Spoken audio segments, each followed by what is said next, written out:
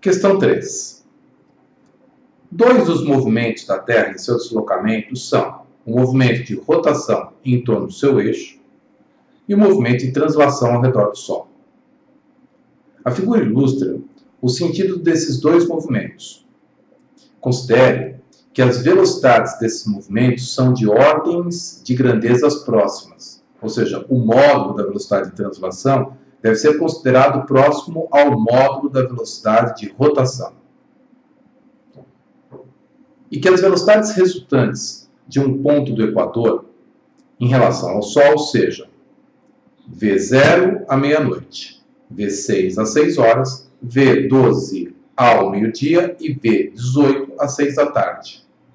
A correta relação de ordem entre os módulos dessas velocidades será igual a quanto? Bem, então vamos para a resolução. Vamos determinar a velocidade de um ponto no plano equatorial em certo horário em relação ao Sol.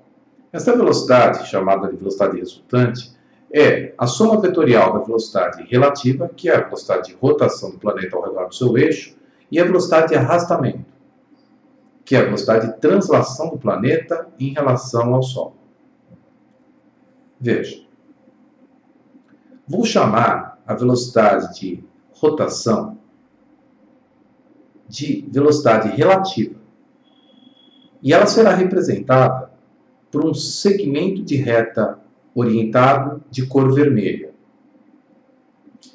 A velocidade relativa é sempre tangente à trajetória circular dos pontos periféricos da Terra em relação ao eixo, e ela aponta no sentido de rotação do eixo. No caso da figura, o sentido é anti-horário. Então vamos posicionar essas velocidades às 0 horas, às 6 horas, às 12 horas e às 18 horas. Agora, eu vou representar o vetor velocidade de translação, que é o de arrastamento, em cada um dos pontos. Ele será representado por um segmento de reta laranja. Então, no centro da Terra, nós temos o vetor velocidade de translação, e em cada ponto do planeta nós temos a mesma direção e sentido do vetor velocidade de translação, ou seja, todos os pontos da Terra transladam na mesma direção e sentido. Só que eu vou posicionar o vetor velocidade de translação na origem, na extremidade do vetor relativo. Por que eu vou fazer isso? Porque eu pretendo somar o vetor velocidade relativa com velocidade de arrastamento. E para somar vetores, posicionamos a origem de um na extremidade do outro. E o vetor resultante é obtido ligando-se a origem do primeiro com a extremidade do último. Trata-se da regra da poligonal, que já fora aprendida, inclusive, no meu site. Então, vamos lá?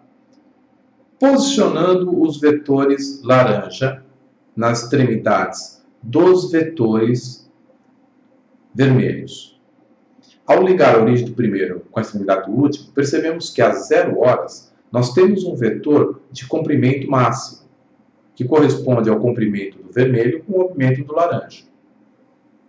Às 6 horas, o comprimento do vetor resultante é a hipotenusa do triângulo retângulo formado pelos outros dois vetores. Às 12 horas, observamos que, como o texto afirma que os vetores relativo e arrastamento têm aproximadamente a mesma intensidade, então concluímos que às 12 horas a velocidade resultante num ponto equador é aproximadamente zero em relação ao Sol.